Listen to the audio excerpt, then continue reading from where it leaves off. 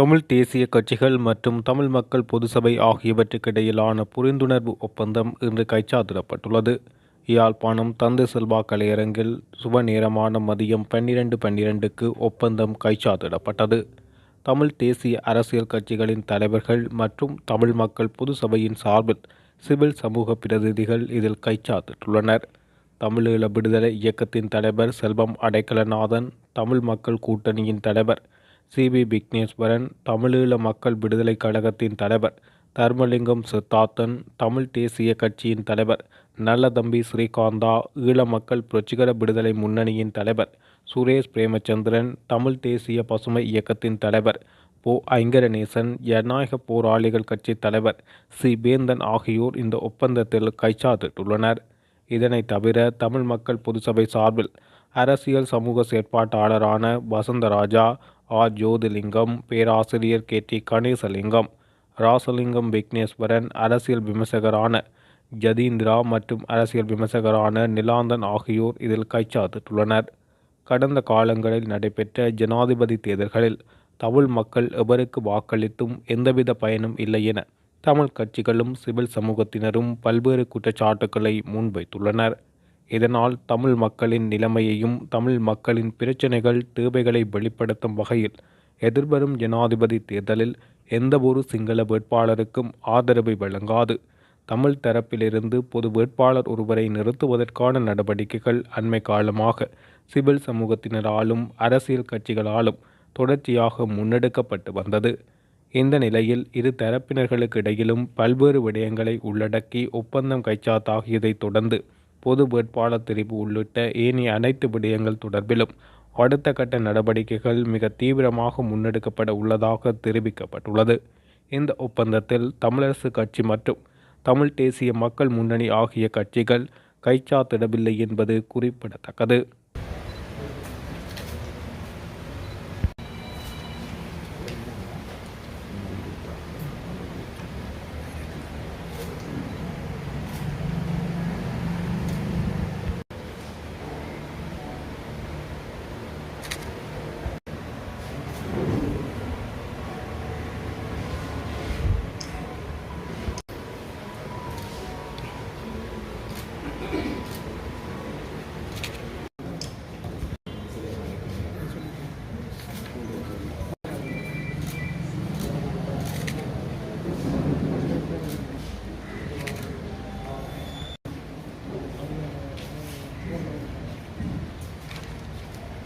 तुलसी तुलसी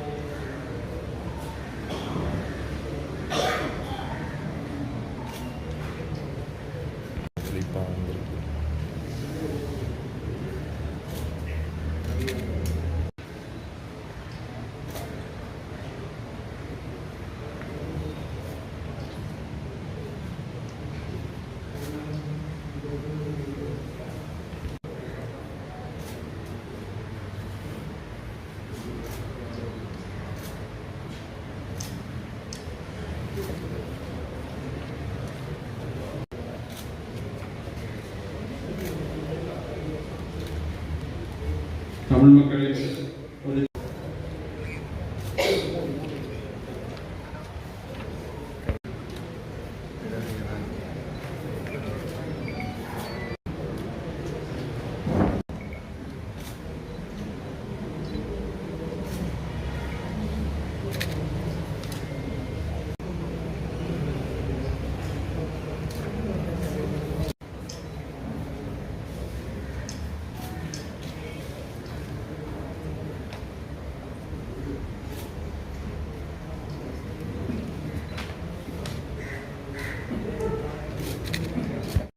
தமிழ் மக்கள் தேசிய கட்டமைப்பு உருவாக்கப்பட்டிருக்கிறது.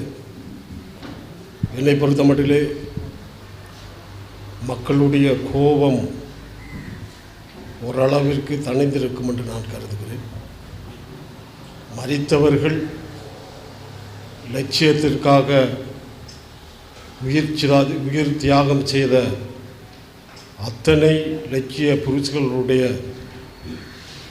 அந்த தியாகம் இன்றைக்கு இந்த நிகழ்விலே எங்களுடைய மக்களுடைய எழுச்சியை, எங்களுடைய மக்களுடைய பிரச்சனைகளை, எங்களுடைய மக்களுடைய விடுதலையை பெற்றுக் கொடுக்கின்ற ஒரு சந்தர்ப்பமாக இன்றைக்கு ஒரு வரலாற்று சிறப்புமிக்க நிகழ்வாக அமைந்திருக்கிறது. எங்களை பொறுத்தமட்டிலே இது தேவையான ஒரு விடயம். இது தனியாக இந்த பொது வேட்பாளர் என்று ஒரு எல்லைக்குள் நிற்காது தொடர்ச்சியாக எங்களுடைய மக்களுடைய பிரச்சனைகளை போராட்ட வடிவமாகவும் எங்களுடைய மக்களுடைய அபிலாஷைகளை அபிவிருத்தி ரீதியாக அல்லது அவர்களுடைய வறுமையை போக்கின்ற வகையிலே செயல்படுகின்ற, குறிப்பாக எங்களுடைய நிலங்களை அபகரிக்கின்ற செயற்பாடுகளை தட்டி கேட்கின்ற, வடக்கு கிழக்கிலே எங்களுடைய மக்களை பாதுகாக்கின்ற ஒரு அமைப்பாக இது தொடர்ச்சியாக செயல்படும் என்ற நம்பிக்கையை நாங்கள் எல்லோரும் சேர்ந்து இன்றைக்கு ஊட்டி இருக்கிறோம். அந்த வகையிலே வெறும் கையொப்பம் என்று இருந்து விடாது. எங்களுடைய தேசிய இனத்தினுடைய விடுதலை மக்கள் இன்றைக்கு தலைவர்களை தேடிக்கொண்டிருக்கின்ற அந்த சூழலிலே இந்த கட்டமைப்பானது மக்களுக்கான ஆறுதலான ஒரு விடயமாக இன்றைக்கு அமைந்திருக்கிறது.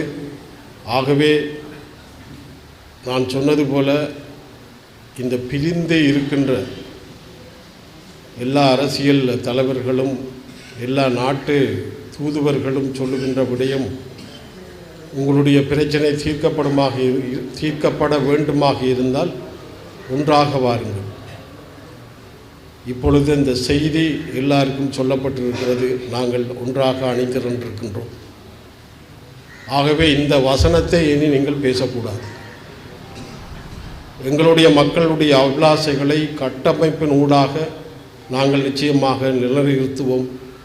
அவருடைய அந்த விடுதலையை நிச்சயமாக வென்று எடுக்கின்ற செயற்பாட்டிலே நாங்கள் முழுமையாக செயல்படுவோம் என்று எங்களுடைய மண்ணை மீட்பதற்காக, எனது இனத்தை காப்பாற்றுவதற்காக தன்னுடைய உயிரை தியாகம் செய்த அத்தனை வீரர்களுக்கும் அத்தனை பொதுமக்கள் சார்பாக இந்த விடயத்திலே நாங்கள்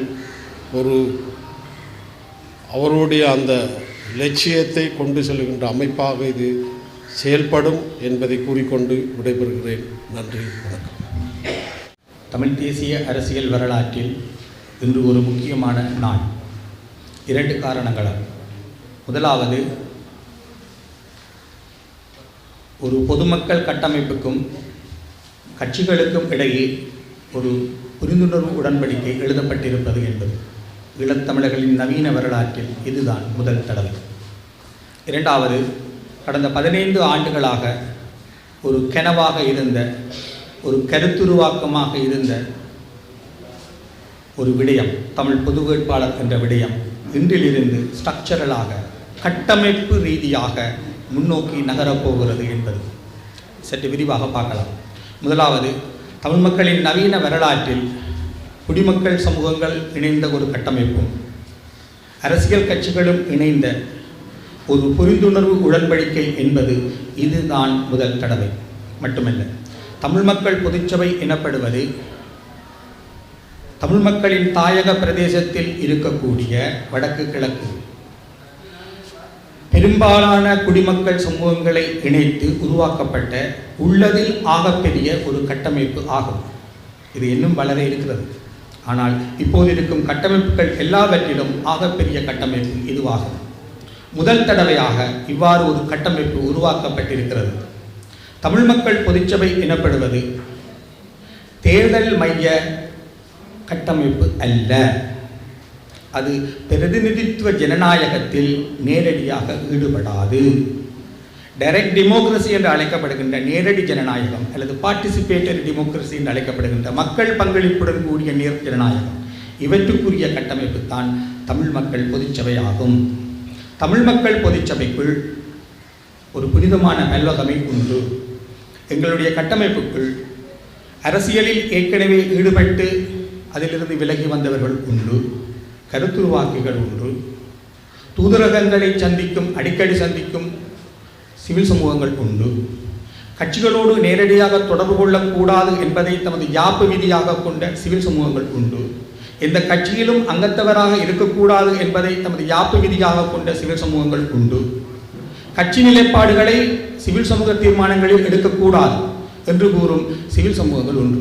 எனவே இந்த பல்வகமையை ஏற்றுக்கொண்டுதான் நாங்கள் இந்த பொதுக்கட்டமைப்பை உருவாக்கினோம். இது தமிழில் முதல் தடவை. அந்த புனிதத்தை நாங்கள் தொடர்ந்து பேணுவோம். தமிழ் மக்கள் பொதுச்சபை என்ற இந்த கட்டமைப்பு அதன் பல்வகமையை தொடர்ந்து பேணும். அதே நேரம் அதிலிருந்து தேர்ந்தெடுக்கப்பட்ட பிரதிநிதிகள், கட்சி தலைவர்கள் அடங்கிய பிரதிநிதிகளோடு ஒரு புரிந்துணர்வு உடன்படிக்கையை இப்பொழுது செய்திருக்கிறார்கள். இந்த புரிந்துணர்வு உடன்படிக்கையும் தமிழ் வரலாற்றில் முதலாவது. இந்த புரிந்துணர்வு உடன்படிக்கைக்கு ஒரு அடிப்படை தர்க்கம் இருக்கு. 2 தரப்புகள் இங்கே இருப்பதை இது காட்டுகிறது. ஆனால் இந்த 2 தரப்புகளும் வேறு வேறல்ல. ஒன்று மற்றதை இட்டு நிரப்பி இந்த 2 தரப்புகள் இங்கே கையெழுத்திடுகின்றன என்பதற்காக 2ம் வேறல்ல, 2ம் ஒன்றுதான். ஒன்று மற்றதை இட்டு நிரப்பி அந்த அடிப்படையில் ஏன் இப்படி ஒரு புரிந்துணர்வு உடன்படிக்கை செய்ய வேண்டும்?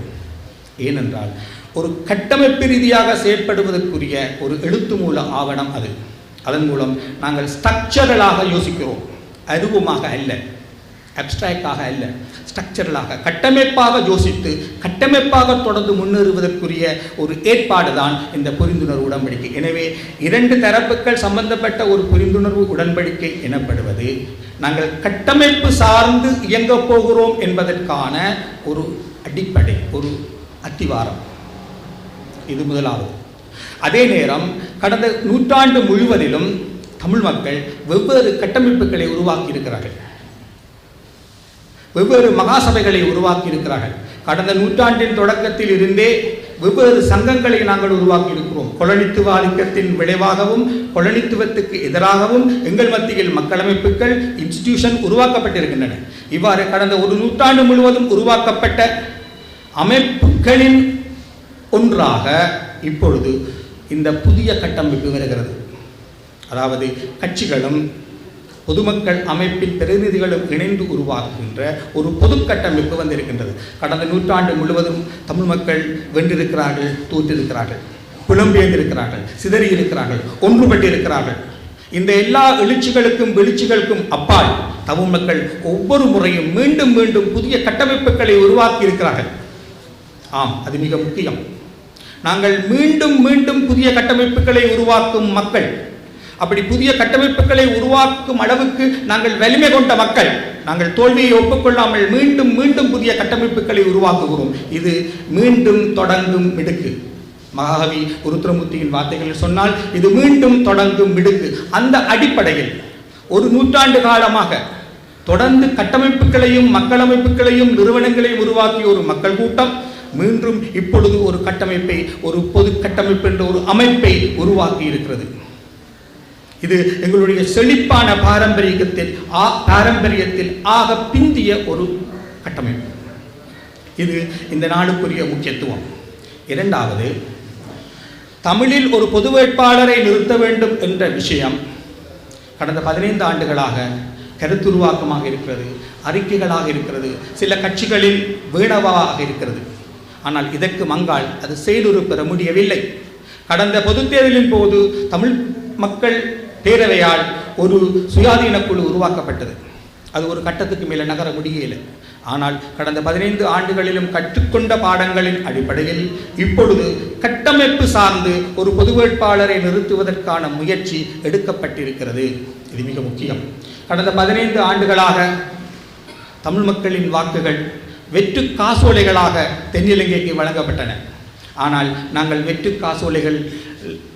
காசோலைகளான வாக்குகளை கொண்ட மக்கள் அல்ல. பேரரசுகளின் இழுவிசைகளுக்குள் இருக்கும் மக்கள். கேந்திர முக்கியத்துவம் மிக்க ஒரு இடத்தில் இருக்கிறோம். எங்களுடைய வாக்குகள் கேந்திர முக்கியத்துவம் மிக்கவை, ஸ்ட்ராட்டஜிக்கலி இம்பார்ட்டன்ட் வாட்டர்ஸ். நாங்கள் கேந்திர முக்கியத்துவம் மிக்க வாக்காளர்கள். ஆனால் அந்த கேந்திர முக்கியத்துவம் காரணமாகத்தான் 2015 ஆட்சி மாற்றத்தின் போது எங்கள் வாக்குகள் தேவைப்படுகின்றன. இப்பொழுதும் தான் இந்த அடிப்படையில் கேந்திர முக்கியத்துவம் மிக்க வாக்குகளை பெற்ற மக்கள் கடந்த 15 ஆண்டுகளாக தங்கள் வாக்குகளை வெற்றி காசோலைகளாக வழங்கி வந்தார்கள். அந்த நிலையை மாற்றுவோம். நாங்கள் எந்தெந்த தென்னிலங்கை வேட்பாளர்களோடு சமரசத்துக்கு போனோமோ அல்லது டீலுக்கு போனோமோ அல்லது அவர்களிடம் நம்பிக்கை வைத்தோமோ அவர்கள் யாருமே எதையுமே எங்களுக்கு செய்யவில்லை. அதைவிட முக்கியமாக அவர்களில் யாருமே தமிழ் மக்களுக்கு நடந்தது இனப்படுகொலை என்று ஏற்றுக்கொள்ளவில்லை. அவர்களில் யாருமே அந்த இனப்படுகொலைக்காக மன்னிப்பு கேட்கவில்லை. அவர்களில் ஒருவர் கூட முள்ளிவாய்க்காலில் ஒரு பூவை கூட வைக்கவில்லை. முள்ளிவாய்க்காலில் ஒரு பூவை கூட வைத்து அஞ்சலி செய்யாத இந்த தென்னிலங்கை தலைவர்கள் இப்பொழுது எங்கள் சுவர்களில் தங்கள் பெரிய பெரிய வண்ண சுவரொட்டிகளை ஒட்டி கொண்டிருக்கிறார்கள். ஆனால் தமிழ் மக்களின் மனதில் என்ன ஒட்டி கொண்டிருக்கிறது என்று அவர்களுக்கு தெரியுமா? இல்லை. தமிழ் மக்கள் மனதில் ஒட்டி கொண்டிருப்பதை நாங்கள் வெளியே கொண்டு வருவோம். தமிழ் மக்கள் மனதில் என்ன இருக்கிறது என்பதை நாங்கள் வெளியே கொண்டு வருவோம். ஏனென்றால் தமிழ் பொது வேட்பாளர் எனப்படுகிறவர் தமிழ் பொது நிலைப்பாடு. தமிழ் பொது நிலைப்பாடு என்பது தமிழ் ஐக்கியம்தான். நாங்கள் தமிழ் மக்களை ஒன்று திரட்டுவோம். தமிழ் மக்களை ஒன்று திரட்டுவதுதான் தமிழ் பொது வேட்பாளரின் பிரதான இலக்கு. தமிழ் மக்களை ஒன்று திரட்டுவதன் மூலம் தமிழ் மக்களை ஒரு பெரிய அரசியல் ஆக்க சக்தியாக மாற்றலாம். அதை வைத்து அதிசயங்களையும் அற்புதங்களையும் செய்யலாம். அந்த அடிப்படையில் தமிழ் மக்களை ஒரு ஆக்க சக்தியாக மாற்றுவது, ஒன்றுபட்ட ஆக்க சக்தியாக மாற்றுவது, அந்த அடிப்படையில் இந்த பொதுக்கட்டமைப்பானது எப்பொழுதும் திறந்தே இருக்கும். இது ஒரு மூடின கட்டமைப்பு அல்ல. இந்த கட்டமைப்புக்குள் இணையக்கூடிய எல்லா கட்சிகளையும் நாங்கள் வரவேற்கிறோம். இந்த கட்டமைப்புக்குள் முன்பு வேறு அரசியல் நிலைப்பாடோடு இருந்தவர்கள் பண்புறு மாற்றத்துக்கு உள்ளாகி இந்த தமிழ் தேசிய நிலைப்பாட்டை எடுத்துக்கொண்டு வருவார்களாக இருந்தால் அவர்களுக்கும் இந்த கட்டமைப்பு திறக்கப்பட்டே இருக்கிறது. இந்த பொது கட்டமைப்பானது வரக்கூடிய எல்லா புதிய உள்நுழைவுகளுக்குமாக திறக்கப்பட்டிருக்கிறது. இது ஒரு மூடிய கட்டமைப்பு அல்ல. ஏனென்றால் எங்களுடைய இறுதி இலக்கு தமிழ் மக்களை ஒன்றாக திரட்டுவது, தமிழ் மக்களை ஆகப்பெரிய ஒரு திரட்சியாக மாற்றுவது.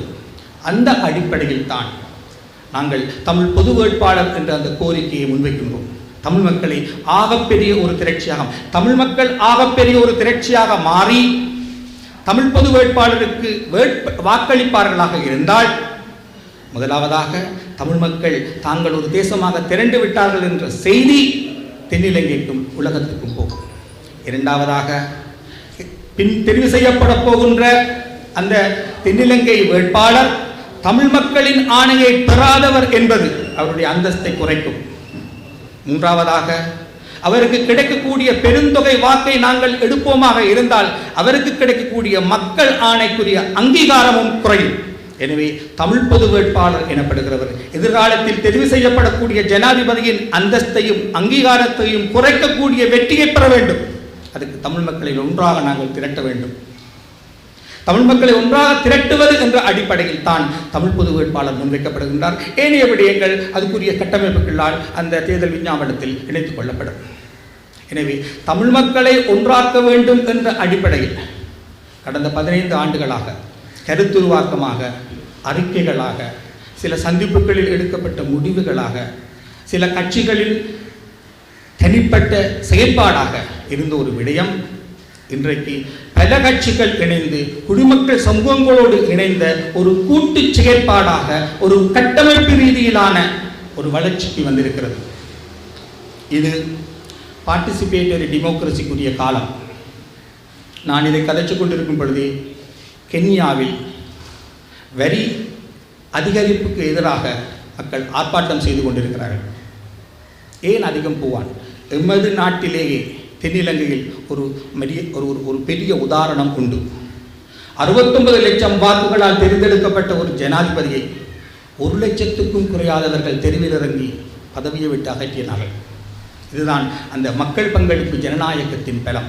மக்கள் பங்களிப்பு ஜனநாயகத்தின் யுகம் உருவாகி இருக்கிறது. இந்த அடிப்படையில் மக்கள் அமைப்பும் பிரதிநிதித்துவ ஜனநாயகத்துக்குரிய கட்டமைப்பும் இணையும் பொழுது அது ஒரு புதிய மலர்ச்சியை கொடுக்கும். ஏனென்றால் இங்கு மக்கள் தான் முதலில், மக்களே முதலில், மக்கள் தான் எல்லாம். மக்கள் கட்டமைப்பும் மக்களுக்காக, கட்சிகளும் மக்களுக்காக. மக்கள் தீர்ப்பே மகேசன் தீர்ப்பு. மக்கள் எங்களுக்கு வெற்றியை பெற்றுத் தருவார்கள். இந்த இடத்தில் மகத்தான தத்துவஞானியாகிய லாவோ ட்சேயின் ஒரு மேற்கோளை நான் கூறி என் உரையை முடிக்க விரும்புகிறேன். லாவோ ட்சு கூறுவார், மக்களிடம் செல்லுங்கள், மக்களிடமிருந்து கற்றுக்கொள்ளுங்கள், மக்களோடு வாழுங்கள், மக்களுக்கு என்ன தெரியுமோ அதிலிருந்து தொடங்குங்கள், மக்களிடம் என்ன இருக்கிறதோ அதிலிருந்து தொடங்குங்கள், மக்களிடம் என்ன இருக்கின்றதோ அதிலிருந்து கட்டியெழுப்புங்கள். காரியம் முடியும் பொழுது, இறுதி இலக்கு எட்டப்படும் பொழுது தலைவர்களுக்குள் சிறந்த தலைவர்களான மக்கள் சொல்வார்கள், நாங்களே அதை செய்தோம் என்று. ஆம், தமிழ் மக்கள் அதை செய்வார்கள். தமிழ் மக்கள் அதை செய்வார்கள். இந்த கட்டமைப்பு இருப்பவற்றுக்குள் சாத்தியமான ஒரு கட்டமைப்பு. அரசியல் என்பது சாத்தியக்கூறுகளின் கிளை. அந்த அடிப்படையில் சாத்தியக்கூறுகளை வைத்து இருப்பவற்றுக்குள் சாத்தியமான ஒரு கூட்டை நாங்கள் உருவாக்கி இருக்கிறோம். அந்த கிணறு கூட்டு என்பது, ஒரு பரந்தகன்ற தளத்திலான பெரும் கூட்டு என்பது எதிர்காலத்தில் சாத்தியப்படும் என்று நம்புவோம். ஏனென்றால் மக்கள் அதை செய்வார்கள். நன்றி. இன்று எங்களுடைய நாட்டிலே நடப்பது பெரும்பான்மையோரின் சர்வாதிகாரம். இந்த பெரும்பான்மையினரின் சர்வாதிகாரத்திற்கு எதிராக சிறுபான்மையினர் என்று அடையாளப்படுத்தப்படும், ஆனால் வடக்கு கிழக்கிலே பெரும்பான்மையினராக இருக்கும் எங்களுடைய ஆயுதம்தான் இந்த கட்டமைப்பு. அதற்கு எதிரான ஒரு கட்டமைப்பாக இதனை நாங்கள் உருவாக்கி இருக்கின்றோம் என்றால், அதிலே மக்களும், அதாவது தேர்ந்தெடுக்கப்பட்டவர்களும் தேர்ந்தெடுத்தவர்களும் சேர்ந்து இங்கு இருக்கின்றோம். வாக்களித்தவர்கள், வாக்களிக்கப்பட்டு பாராளுமன்றம் சென்றவர்களும் இங்கு இருக்கின்றார்கள், வாக்களித்த பலர் இங்கு இருக்கின்றார்கள். ஆகவே தேர்ந்தெடுக்கப்பட்டவர்களும் தேர்ந்தெடுத்த எங்களுடைய மக்களும் இங்கு இருக்கின்றார்கள். அவர்கள் சேர்ந்துதான் இந்த கட்டமைப்பை உருவாக்கி இருக்கின்றோம். இதனுடைய அவசியம் எவருக்கும் நான் கூற வேண்டிய அவசியம் இல்லை, உங்கள் எல்லோருக்குமே தெரியும். தமிழ் மக்கள் ஒரு அலகு. சட்டத்தின்படி CCPR covenant on civil and political rights என்ற சர்வதேச உடன்பாட்டின்படி, அதனுடைய முதலாவது ஆர்டிக்கல், முதலாவது பிரிவின்படி, உறுப்புரையின்படி, எந்த ஒரு மக்கள் கூட்டம் தனித்துவமாக ஒரு நாட்டிலே இருக்கின்றார்களோ அவர்களுக்கு சுயநிர்ணய உரிமை இருக்கின்றதாக கூறப்படுகின்றது. அந்த விதத்திலே சகல அடையாளங்களையும் தகைமைகளையும் பெற்றவர்கள் நாங்கள்.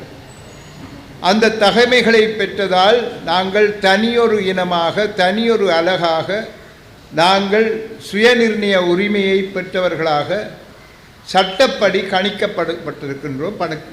பட்டிருக்கலாம் சட்டப்படி. ஆகவே அந்த நிலையிலே எங்களுக்கு சுயநிர்ணய உரிமை உண்டு. சர்வதேச சட்டத்தின்படி சுயநிர்ணய உரிமை இருக்கின்றது. ஆகவே எங்களுக்கு இந்த 13வது திருத்தச் சட்டம் செல்லுபடியாகாது, சரிவராது. ஏனென்றால் பெரும்பான்மையினரின் அந்த சர்வாதிகாரத்தை ஏற்படுத்தக்கூடிய ஒரு ஒற்றையாட்சியின் கீழ் கொண்டு வரப்பட்டது தான் இந்த 13வது திருத்தச் சட்டம். அந்த நேரத்திலே அது தேவையாக இருந்தது, அதை செய்தார்கள் 2 நாடுகளும் சேர்ந்து. அதை பற்றி நாங்கள் ஒன்றும் குறிப்பிட வரவில்லை. ஆனால் வருங்காலத்திலே தமிழ் மக்களுடைய பிரச்சனைகளை நாங்கள் நிரந்தரமாக தீர்க்க வேண்டும் என்று சொன்னால் 13வது திருத்தச் சட்டத்தின் கீழ் அதனை பெற முடியாது. உங்களிலும் பார்க்க கூட அதனால் ஏற்பட்ட தாக்கங்களை அறிந்தவன் நான். உதாரணத்துக்கு, பனியிலே ஒரு காணியை 200 ஏக்கர் காணியை எடுத்து மத்திய கிழக்கிலே இருந்த ஒரு சர்வதேச ஒரு கம்பெனியை அழைத்து அவர்களுக்கூடாக வெளிநாடுகளுக்கு அனுப்பக்கூடிய, அதாவது பழங்களையும் மரக்கறிகளையும் அனுப்பக்கூடிய ஒரு ப்ரொஜெக்டை, ஒரு செயல் திட்டத்தை நாங்கள் தொடக்கியிருந்தோம்.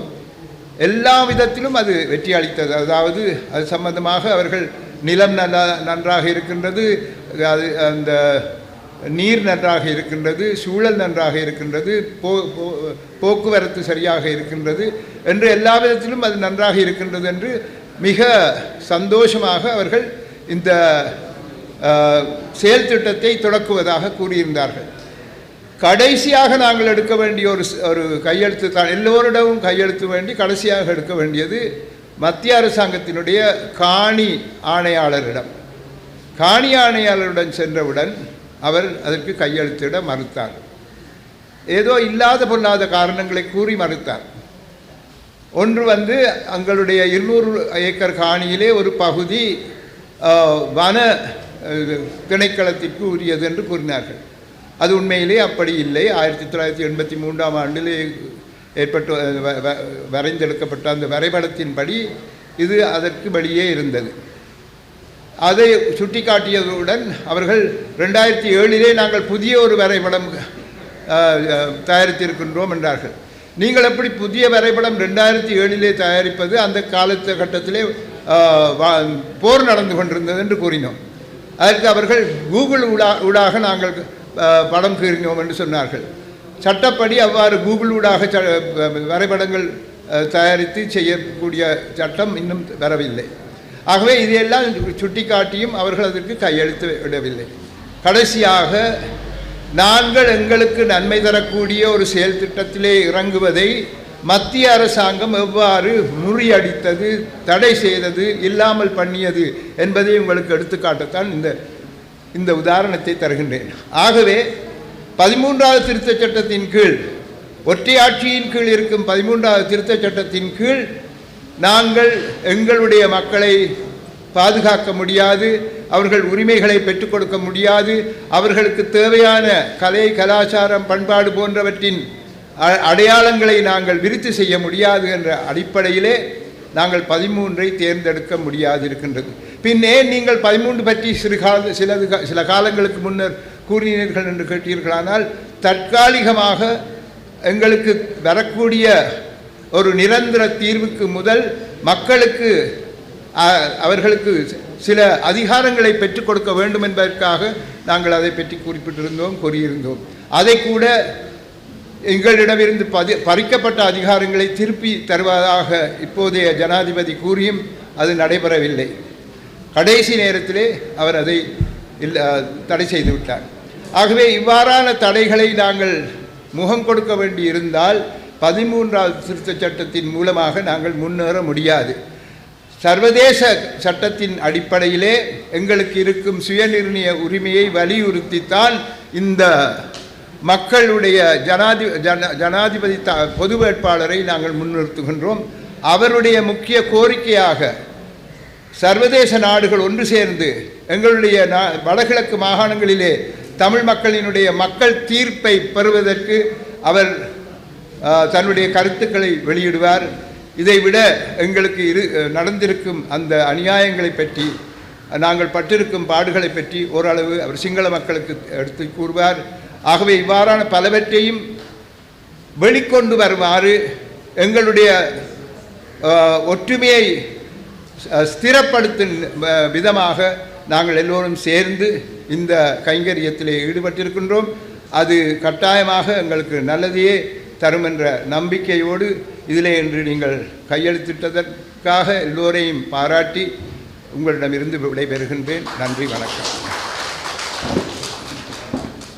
இருக்கின்ற பாராளுமன்ற உறுப்பினர்கள், கட்சித் தலைவர்கள், சிவில் அமையத்தினுடைய சமூகத்தினுடைய பிரதிநிதிகள், மாணவர்கள், வடகிழக்கிலிருந்து இந்த விடயத்துக்காக கலந்து கொள்ள வந்திருக்கின்ற உங்கள் அனைவருக்கும், ஊடகவியலாளர் நண்பர்களுக்கும் இந்த நேர வணக்கத்தை குறிப்பிட்டு கொண்டு, குறிப்பாக வரலாற்று முக்கியத்துவம் வாய்ந்த ஒரு காலப்பொழுதில் ஈழத்தமிழர்களுடைய அரசியலோடு சேர்ந்து பயணிக்கின்ற ஒரு திட்டமிடலை அடிப்படையாக கொண்டு இந்த உடன்பாடு இன்று கச்சாத்திடுவதற்கான சூழமைவு சாத்தியமாகி இருக்கின்றது. முதலில் இந்த உடன்பாட்டினுடைய உள்ளடக்கங்களை ஒரு தடவை வாசித்த பிற்பாடு ஒவ்வொரு கட்சி தலைவர்களும் இதில் கையெழுத்திடுகிற வைபவம் நிறைவு பெறும்.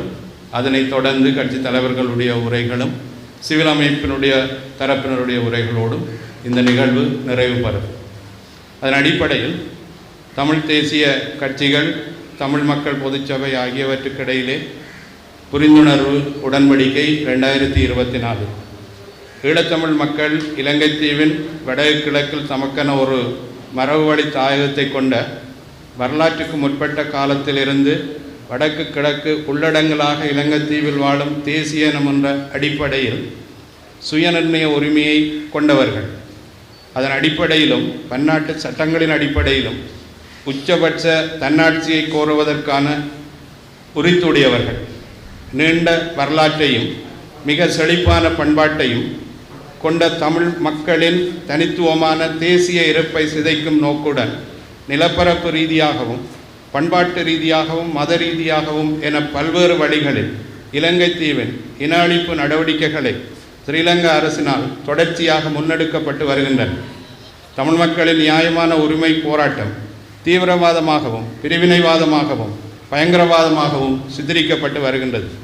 ஈழத்தமிழர்கள் இலங்கை தீவின் ஒரு தேசிய இனமாக இருப்பதும் கேந்திர முக்கியத்துவம் மிக்க புவிசார் அமைவிடத்தை வாழ்விடமாக கொண்டிருப்பதும் அவர்களது பிரதான அரசியல் பலமாகும் என்னும் யதார்த்தத்தின் பின்னணியில்தான் தமிழ் மக்களின் அரசியல் உரிமை போராட்டம் முதலில் பிராந்தியமயப்படுத்தப்பட்டது, பின்னர் அனைத்துலகமயப்படுத்தப்பட்டது. நடந்து முடிந்த உள்நாட்டு போரில் இனப்படுகொலை செய்யப்பட்ட மற்றும் வலிந்து காணாமல் ஆக்கப்பட்ட தமிழ் மக்களின் விவகாரத்தில் பன்னாட்டு சமூகம் காட்டி வந்திருக்கின்ற கரிசனைகளை ஸ்ரீலங்கா அரசு எந்த விதத்திலும் பொருட்படுத்துவதும் இல்லை, ஆக்கபூர்வமான நடவடிக்கைகள் எதனையும் எடுக்கவும் இல்லை. அதே நேரத்தில் முள்ளிவாய்க்காலின் பின்னரான கடந்த 15 ஆண்டுகளில் இலங்கை தீவின் தேசிய இன பிரச்சினை தீர்வு காணும் முகமாக தமிழ் மக்களின் சம உரிமை வழங்கும் அரசியல் தீர்வு தொடர்பில் எந்த ஒரு நகர்வுகளை கூட இதுவரை காலமும் முன்னெடுக்கவில்லை.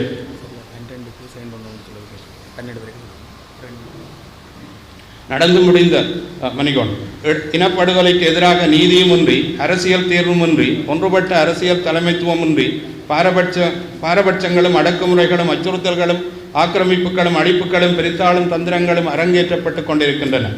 ஒரு அரசியல் பொருளாதார இராணுவ சூழலில் தமிழ் மக்களின் தேசிய இருப்பு கேள்விக்குரியதாக இருக்கின்றது.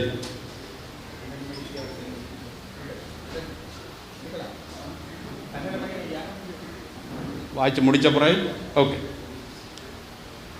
இதன் பிரகாரம் இவ்வாறான வரலாற்று உண்மையின் அடிப்படையில் இதுகால வரையிலான அனுபவங்களின் அடிப்படையிலும் ஸ்ரீலங்காவில் 2024 அரசு தலைவை தேர்தலை தமிழ் மக்கள் தரப்பில் செயல்முனைப்புடன் எதிர்கொள்ள வேண்டிய அரசியல் தேவை அவசியமும் எழுந்திருக்கின்றது.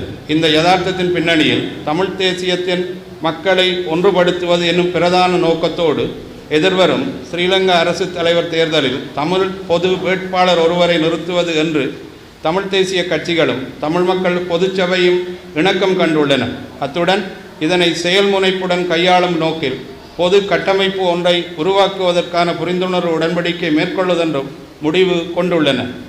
இதன் பிரகாரம் இவ்வுடன்படிக்கை சம தரப்புகளினும் வகையில் தமிழ் தேசிய கட்சிகளும் தமிழ் மக்கள் பொதுச்சபையும் ஆகியவை பின்வரும் அடிப்படையில் புரிந்துணர்வு ஒன்றினை ஏற்படுத்துவதற்கு உடன்படுகின்றன. அதன் பிரகாரம் 1.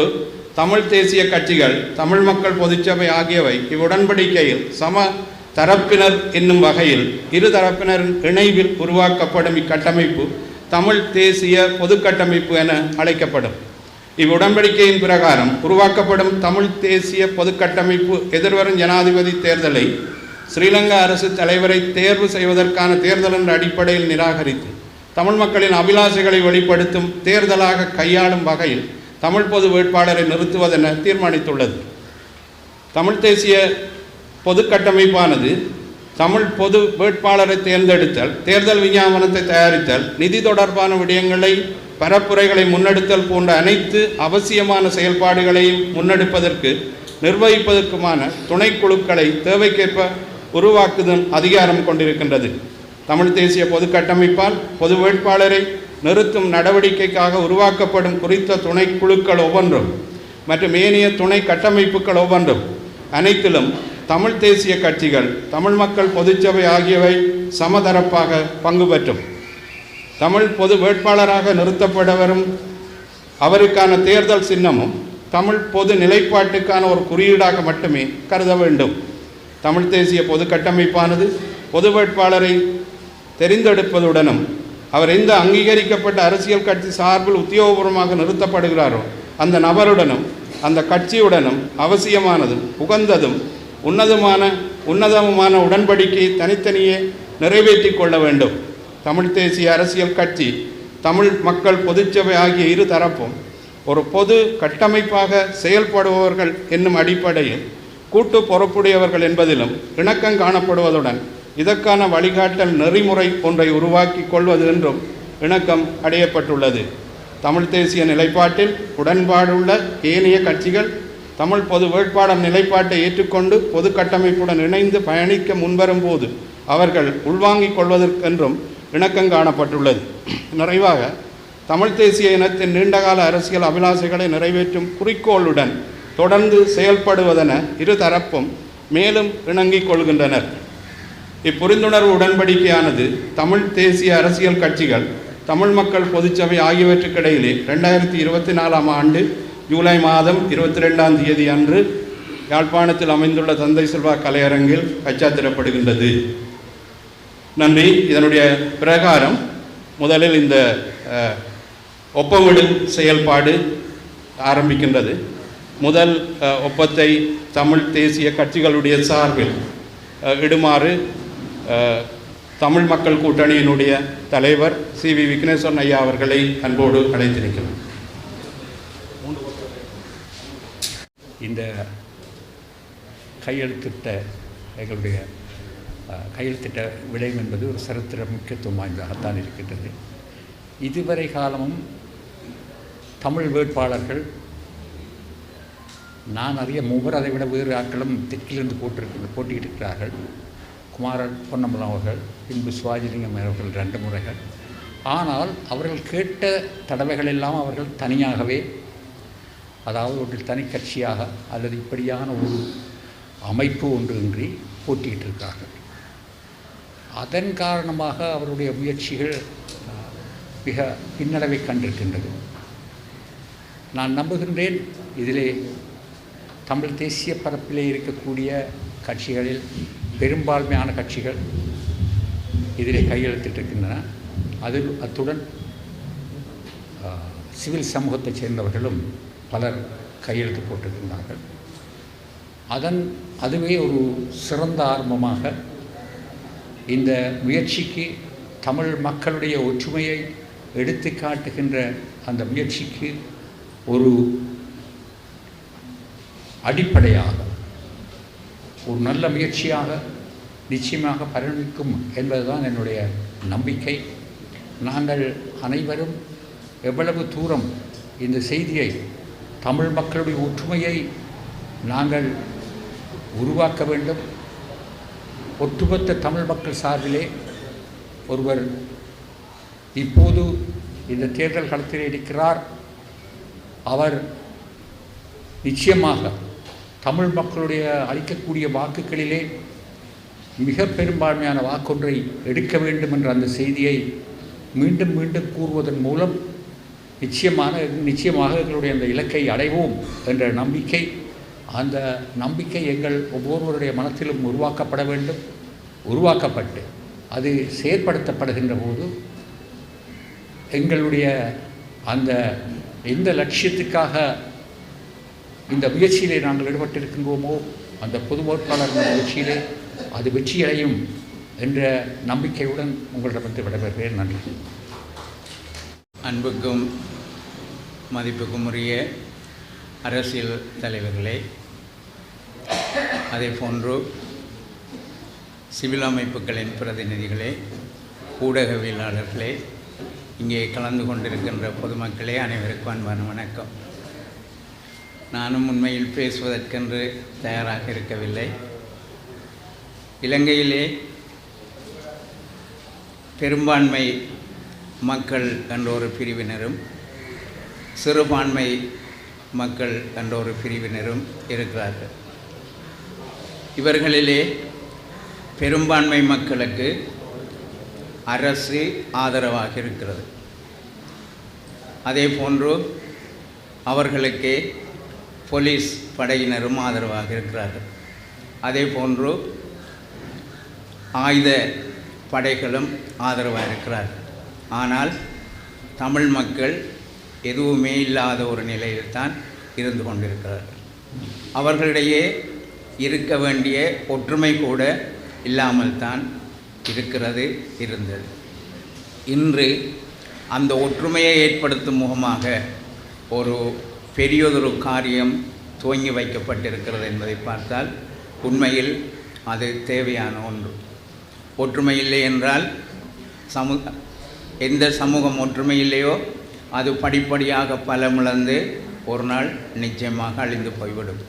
அந்த வகையிலே இன்று இது உண்மையில் சரித்திரத்தில் எழுதப்பட வேண்டியது. எல்லோரும் கூறியது போன்று ஒரு காலம் அரசியல் தலைவர்களும் பொதுமக்களும் ஒப்பந்தம் செய்த வரலாறு நமது நாட்டிலே இல்லை. ஆனால் இன்றைய நாள் அப்படி ஒரு ஒப்பந்தத்தை செய்திருக்கிறோம். பல அமைப்புகள் உருவாக்கப்படுகின்றன. பல அமைப்புகள் ஆரம்பத்திலே ஒன்று செயல்படுகின்றன. ஆனால் நாளடைவிலே அது மங்கி போகின்ற ஒரு நிலை இருக்கிறது. ஆனால் இன்று உருவாக்கப்பட்டிருக்கின்ற இந்த பொது கட்டமைப்பு ஒரு காலம் மங்கி போகாதென்று நான் நம்புகிறேன். இடையில் விடுபவர்கள் வெற்றி பெறுவதில்லை, வெற்றி பெறுபவர்கள் ஒருபோதும் இடையில் விடுவதில்லை. ஆகவே இந்த அமைப்பு சிறப்பாக செயல்பட்டு தமிழ் மக்களுக்குரிய உரிமையை விடுதலையை பெற்றுக் கொடுக்கும் முகமாக எப்போதும் நிலைத்து நிரந்தரமாக இருக்க வேண்டும் என்று இறைவனையும் பிரார்த்தித்து விடைபெற்றுக் கொள்கின்றேன். வணக்கம். தேவையும் கிடையாது. இன்றைக்கு நாங்கள் ஆரம்பித்து வைத்திருக்கிற இந்த செயல் திட்டத்துக்குள்ளே இளைஞர்களை, ஜோதிகளை பல்லாயிரக்கணக்கிலே ஈர்த்தெடுக்கின்ற நடவடிக்கைகள் மிக அவசியமானவை என்பதை சொல்வது பொருத்தமானது என்று நான் கருதுகின்றேன். இதைவிட அரசியல் லாபம் கொண்டவர்கள், தமிழ் தேசிய சிந்தனை கொண்டவர்கள் பல்லாயிரக்கணக்கிலே பார்வையாளர்களாக இருந்து கொண்டிருக்கிறார்கள்.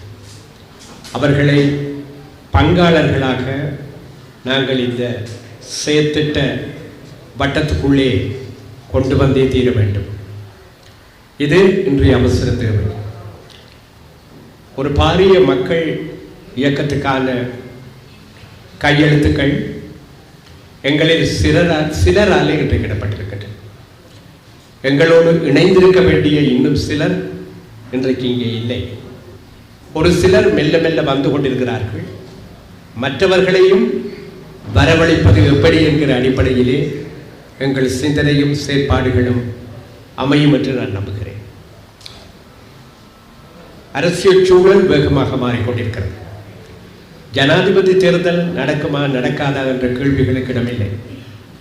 ஜனாதிபதிக்கு 1 வருஷம் கொடுப்பதா 2 வருஷம் கொடுப்பதா என்ற சிந்தனைக்கெல்லாம் இனி தமிழ் மக்கள் மத்தியிலே எந்த வடிவத்திலும் இடம் இருக்க முடியாது. நாங்கள் அனைவரும் பேசுகின்ற வார்த்தைகள், கூறுகின்ற வசனங்கள் எமது மக்களை குழப்பி விடாமல், எமது மக்கள் இன்றைக்கு எந்த இலட்சியத்தை இறுக பற்றி இருக்கிறார்களோ அந்த இலட்சியத்தின் மீதான பற்றினை வலுப்படுத்தும் விதத்திலே அமைவதை உறுதிப்படுத்த வேண்டியது எங்கள் எல்லோருடைய கடமையும் என்பதையும் நான் இந்த சந்தர்ப்பத்திலே சொல்லி வைக்க விரும்புகிறேன். காலம் வேகமாக நடந்து கொண்டிருக்கிறது. நாங்கள் வேகமாக செயற்பட வேண்டும். பேசிக்கொண்டிருப்பதில் அர்த்தமில்லை. செயற்பட வேண்டிய நேரம், செயற்பட முடியும். செயற்பட்டால் ஒரு புதிய வரலாற்றை எமது மக்கள் காண முடியும். நாங்கள் தோற்கடிக்கப்பட்டவர்கள் அல்ல, தோற்றவர்கள் அல்ல. எங்கள் நீண்ட வரலாற்றிலே நாங்கள் ஒருபோதும் தோற்றது கிடையாது. ஏனெனில் தோற்கடிக்கப்பட்டதாக கருதப்பட்ட கூறப்பட்ட ஒவ்வொரு சந்தர்ப்பத்தையும் நாங்கள் எங்கள் கரங்களுக்குள்ளே எடுத்துக்கொண்டு மேலிருந்து வந்திருக்கிறோம் என்பதுதான் வரலாறு. அந்த வகையிலே ஒரு வெற்றி வரலாற்று எங்கள் சொந்த மண்ணிலே எங்களுக்கென ஒரு ஆட்சியை நிலைநிறுத்துகிற விதத்திலே, எங்கள் சுதந்திரத்தை நிலைநாட்டுகிற விதத்திலே நாங்கள் எல்லோரும் கூட்டாக, நான் என்பதை மறந்து, எனது கட்சி என்பதை மறந்து, நாங்கள் அனைவரும் ஒரே குடும்பமாக செயற்படுவோம் என்கிற உறுதியோடு நான் உங்களிடமிருந்து விடைபெறுகின்றேன். நன்றி, வணக்கம். அனைவருக்கும் வணக்கம். ஏற்கனவே பேராசிரியர் கணேசலிங்கம் அவர்கள் சொன்னது போன்று மிக சுருக்கமாக என்னுடைய சில கருத்துக்களை சொல்லி செல்லலாம் நினைக்கின்றேன். உண்மையில் இப்படி ஒரு உடன்பாடு நடக்குமா நடக்காதா என்ற கேள்வி இப்பொழுது ஒரு மாத காலமாக நிலவி வந்த நிலையில் ஏற்கனவே சொன்னது போன்று ஒரு வரலாற்று முக்கியத்துவம் வாய்ந்த நிகழ்வாக தமிழ் தேசிய அரசியலை பிரதித்துவம் செய்கின்ற கட்சிகளுக்கும் தமிழ் மக்கள் பொதுச்சபை, பல்வேறு சிவில் சமூக அமைப்புகள், தனிநபர்களை உள்ளடக்கிய அந்த தமிழ் மக்கள் பொதுச்சபைக்கும் இடையிலான ஒரு உடன்பாடு கைச்சாத்திடப்பட்டிருக்கிறது. ஆகவே தமிழ் பொது வேட்பாளர், இந்த ஜனாதிபதி தேர்தலில் ஒரு தமிழ் பொது வேட்பாளர் நிறுத்தப்படுவார் அல்லது நிறுத்தப்படுவாரா என்ற சந்தேகங்களுக்கெல்லாம் ஒரு முற்றுப்புள்ளி வைக்கின்ற வகையில் இது அடுத்த கட்டத்தை நோக்கி செல்லும் என்ற ஒரு செய்தியை இந்த வரலாற்று முக்கியத்துவம் வாய்ந்த இந்த உடன்பாடு சொல்லியிருக்கும். அதுதான் இந்த உடன்பாட்டினுடைய முக்கியத்துவம். உண்மையில் இந்த அரசியல் தொடர்பாக எல்லாம் நாங்கள் இதில் அதிகம் பேச வேண்டியதில்லை. அதை தொடர்ந்து நாங்கள் இனி வரப்போகின்ற சந்திப்புகளில் பேசலாம். உண்மையில் இந்த கடந்த 4 மாதங்களுக்கு மேலாக இந்த தமிழ் பொது வேட்பாளர் ஒருவரை நிறுத்துவது தொடர்பாக பல உரையாடல்களும் சந்திப்புகளும் விவாதங்களும் நடைபெற்று வந்திருக்கின்ற சூழலில், அதே நேரம் இப்படி ஒரு முயற்சியை தோற்கடிக்க வேண்டும் என்ற பகிரங்க சவால்களுக்கு மத்தியில் இந்த விடயத்தை நாங்கள் அடுத்த கட்டத்தை நோக்கி கொண்டு செல்வதற்காக ஒரு முக்கியமான தருணத்தை வெற்றி கொண்டிருக்கிறோம்.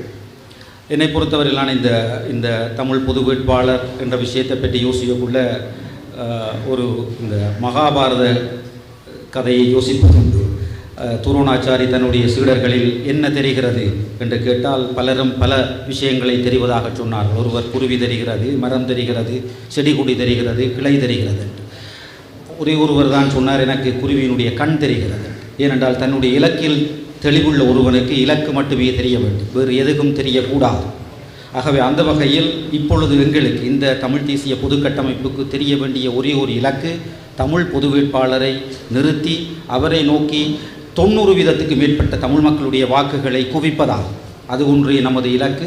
அந்த இலக்குக்கு நாம் எவ்வாறு இனி வரப்போகிற நாட்களில் வேலை செய்ய போகின்றோம் என்பதுதான் எங்களுக்கு முன்னால் இருக்கின்ற மிக பிரதான சவாலாகும்.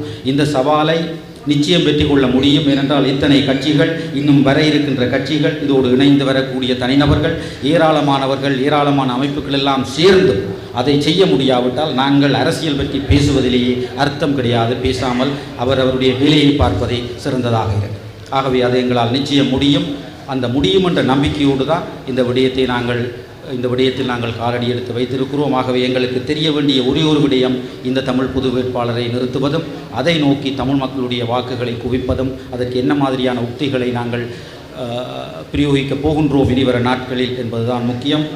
உண்மையில் இது ஒரு தமிழ் மக்களுடைய மனச்சாட்சி சார்ந்த விடயம் என்ற அந்த செய்தியை தமிழ் மக்கள் மத்தியில் கொண்டு செல்வதில் நாங்கள் வெற்றி பெற்றால் 90% தமிழ் மக்களுடைய வாக்குகளை வெற்றி கொள்வது அல்லது ஒரு இடத்தை நோக்கி குவிப்பது பெரிய காரியமல்ல. அதை எங்களால் செய்ய முடியும் என்று நாங்கள் நம்புகிறோம். எல்லோரும் இணைந்தால் அதை செய்ய முடியும்.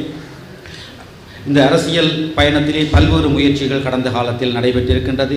பல வீழ்ச்சிகளை தமிழ் தேசிய இனம் கண்டிருக்கிறது. ஆனால் ஒவ்வொரு வீழ்ச்சிகளும் நமக்கு ஒரு படிப்பினை.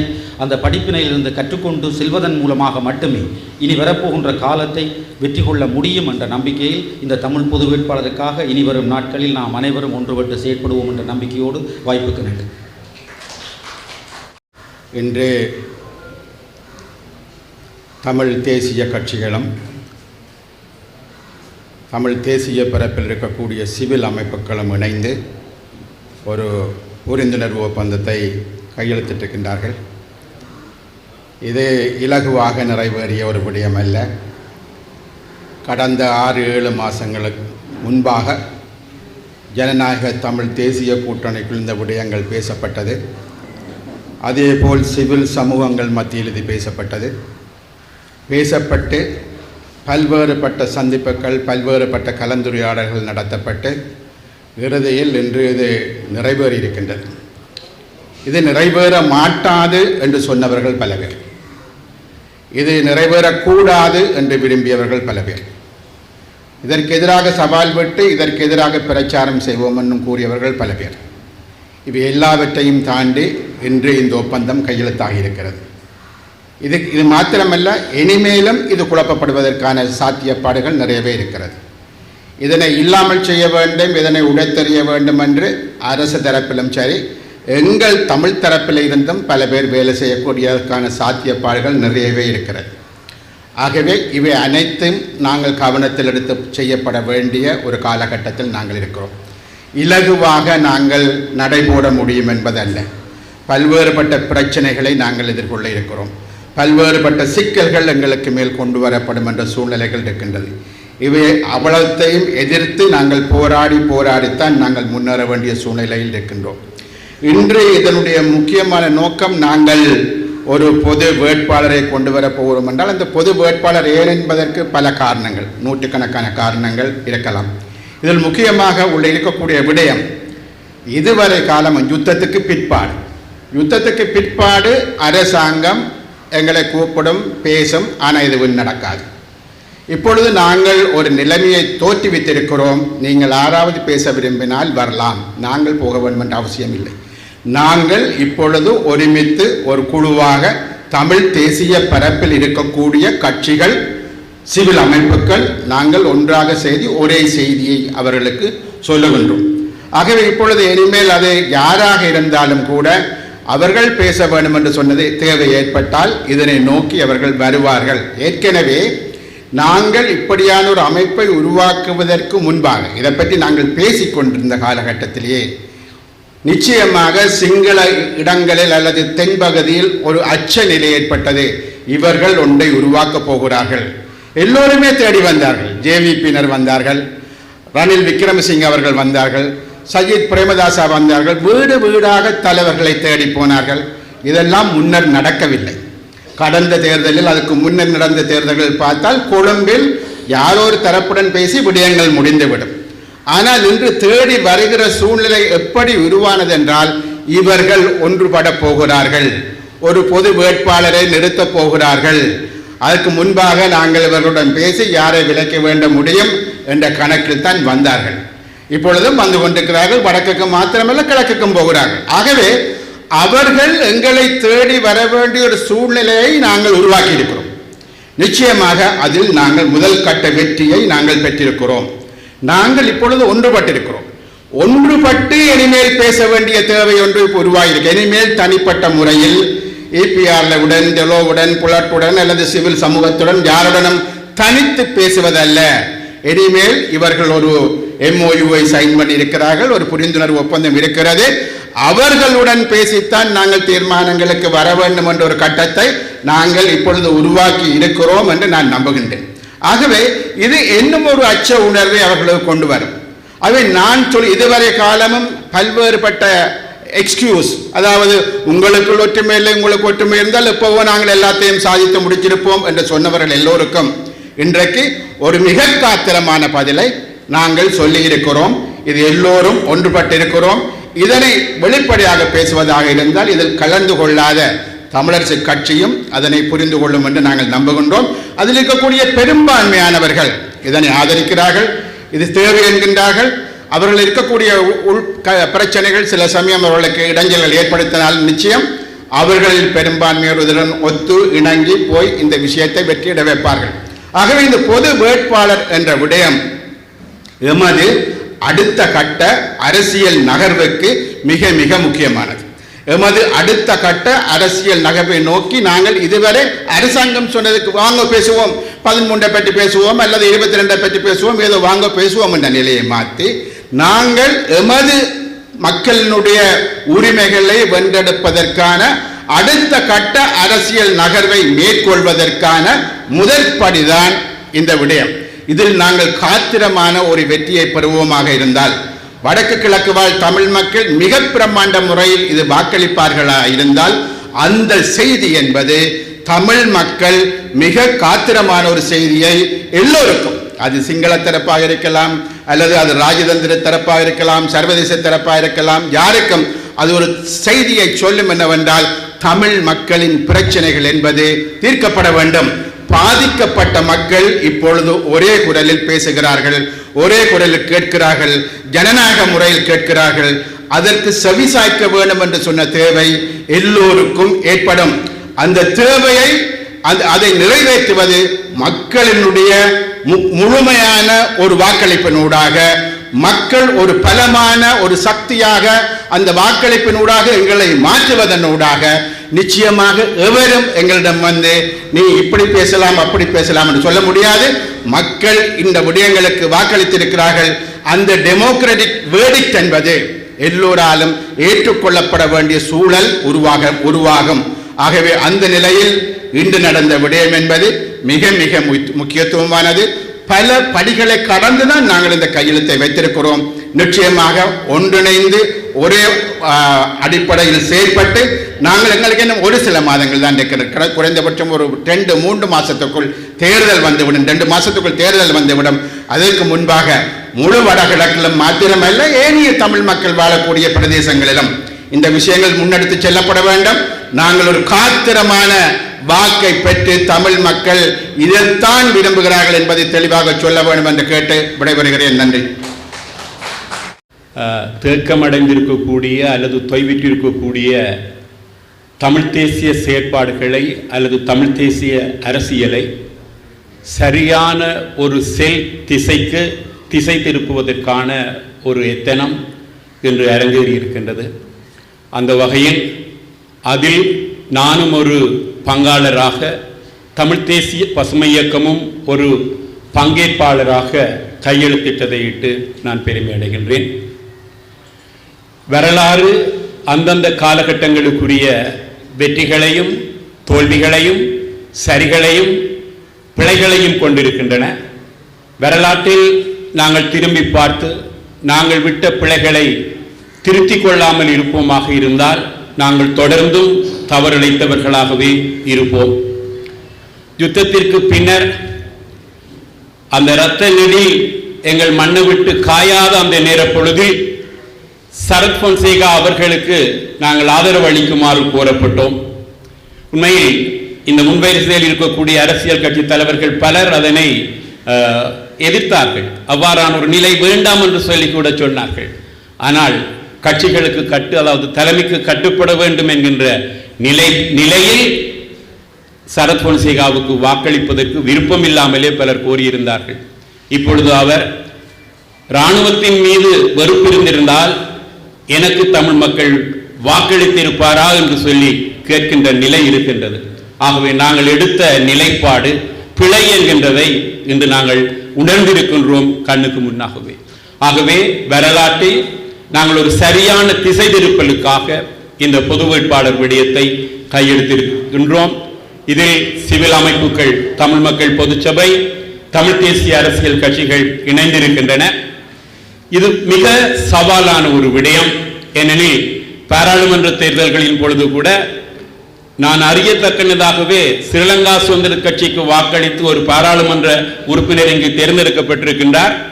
அவர்களுக்கு வாக்களித்தவர்களை கோருகின்ற பொழுது ஸ்ரீலங்கா சுதந்திர கட்சியிலும் ஒரு தமிழ் தேசிய அணி இருக்கின்றதாக சொன்னார்கள். ஆகவே அந்த வேட்பாளருக்கு வாக்களித்தேன் என்று சொல்லி சொன்னவர்கள் இருக்கின்றார்கள். அந்த சவாலை நாங்கள் முறியடிக்க வேண்டும். இலங்கை மக்கள் வாக்களித்துத்தான் ஜனாதிபதி தெரிவு செய்யப்படுவதாக இருந்தாலும் கூட அவ்வாறு அந்த மக்களை வாக்களிக்க வைப்பதற்கு தலைவர்களை கொண்டு, ஊடகங்களை கொண்டு வல்லாதிக்க சக்திகள் அனைத்தும் மூளைச்செலவு செய்யும். இந்த மக்களுக்கு எந்த ஜனாதிபதி தேவை என்பதிலும் பார்க்க தங்களுடைய நாட்டுக்கு இங்கே இந்த ஜனாதிபதி கதிரையில் எவர் இருந்தால் தங்களுடைய நாட்டினுடைய நலனுக்கு நன்மை என்று தீர்மானிக்கின்ற அந்த சக்திகளுடன் எதிர்த்து நாங்கள் போராட வேண்டியிருக்கும். நிச்சயமாக பொது வேட்பாளர் என்கின்ற தமிழ் அரசியல் வரலாற்றினுடைய திருப்பு முனையாக போகின்ற இந்த விடயத்தை கையில் எடுத்து வெற்றியடைவ செய்வதற்கு தமிழ் தேசிய பசுமை இயக்கம் தனது சக்திக்கும் அப்பாற்பட்டு உழைக்கும் என்று கூறி விடைபெறுகின்றேன். வணக்கம். அனைவருக்கும் வணக்கம். இங்கே பலர் 2009 ஆண்டுக்கு பின்னர் வந்த ஜனாதிபதிகள் எங்களை தொடர்ச்சியாக ஏமாற்றி இருக்கின்றார்கள் என்று கூறினார்கள். எங்களை பொறுத்தவரையிலே அதுக்கு முற்பட்ட காலத்திலே ஜே.ஆர். ஜெயவர்தனா அவர்கள் நிறைவேற்று அதிகாரம் கொண்ட ஜனாதிபதியாக வந்த காலத்திலிருந்து இன்று வரை நாங்கள் தொடர்ச்சியாகவே ஏமாற்றப்பட்டு கொண்டிருக்கின்றோம், ஏமாற்றப்பட்டே வந்திருக்கின்றோம். விடுதலை புலிகள் ஒரு ஆயுத ரீதியான ஒரு பலமாக இருந்த காலத்தில் கூட பல சுற்று பேச்சுவார்த்தைகள் அந்த காலத்திலே நடந்தது. அந்த காலத்தில் கூட அவர்கள் இங்கே எங்களுடைய தமிழ் மக்களுடைய பிரச்சனையை தீர்ப்பதற்கு எந்த விதத்திலும் முயற்சிக்கவில்லை. அதன் பலனாக அதை தீர்த்து வைத்திருந்தால் இன்று இவ்வளவு தூரம் இந்த பிரச்சனை வந்திருக்காது. ஆகவே எங்களை பொறுத்தவரையிலே, ஸ்ரீலங்கா அரசை பொறுத்தவரையிலே வருகின்ற எந்த ஜனாதிபதிகள் மீதும் நாங்கள் நம்பிக்கை கொள்ள தேவையில்லை. எங்களுடைய பிரச்சனைகளை அவர்கள் தீர்த்து வைப்பார்கள் என்று. ஆகவே இன்று 2009ஆம் ஆண்டுக்கு பின்னர் சர்வதேச நாடுகளுக்கு ஸ்ரீலங்கா அரசாங்கம் கூறி, அதாவது இங்கே ஒரு விடுதலை போராட்டம் அல்ல, இது ஒரு பயங்கர போர் தான் இங்கே நடக்கின்றது, இந்த பயங்கரவாத போரை முடிவு கொண்டு வந்ததன் பின்னர் நாங்கள் இந்த தமிழ் மக்களுடைய பிரச்சனைகளை தீர்த்து வைப்போம் என்று கூறியே அந்த போராட்டத்தை அளித்தார்கள். ஆனால் அதற்கு பின்னர் இன்று வரை எங்களுடைய பிரச்சனை தீர்க்கப்பட்டதாக இல்லை. ஆகவே நாங்கள் தொடர்ந்து இவர்களை நம்பி நாங்கள் வாக்குகளை அளிப்பதில் எந்த பிரயோசனமும் இல்லை.